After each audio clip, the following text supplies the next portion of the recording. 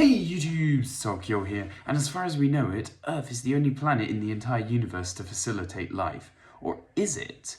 Well, that's a question, the answer to which many researchers have spent decades, if not centuries, trying to find out. Now, I do personally believe that there is life somewhere else in the universe. I mean, it's 93 billion light years wide at least, and that's just the observable universe.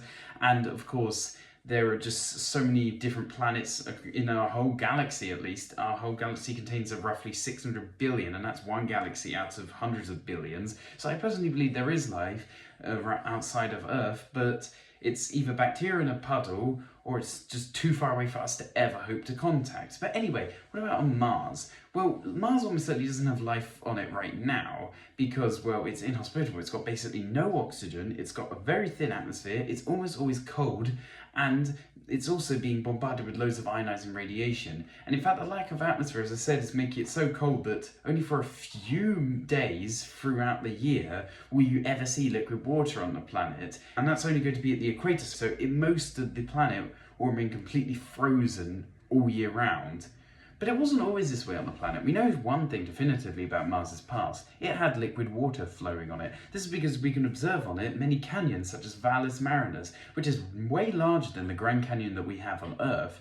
And it was, of course, it can only be formed by liquid water flowing and eroding the rock, just like how the Grand Canyon on Earth was formed by the Colorado River eroding the rock around it. So we can look at those things to basically be certain that it had liquid water in the past, but that doesn't necessarily mean it had life, of course, though.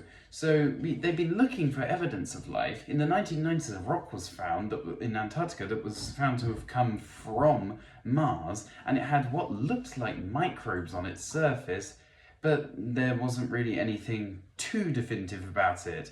But the Perseverance rover, which has been on Mars for about half a decade at this point, operated by NASA, of course, has potentially found, literally just 2 days ago, the most likely evidence for past life on Mars, potentially. It found these weird nodules and chemical formations, and these only form on Earth when microbes are interacting with their environment. Bacteria and other small organisms are interacting with their environment. And basically, these could potentially mean that in the past Mars had life. And there's another compelling point to this, and that is that these were dated to the time when the regions in which they were found contained liquid water, so they could potentially have been life.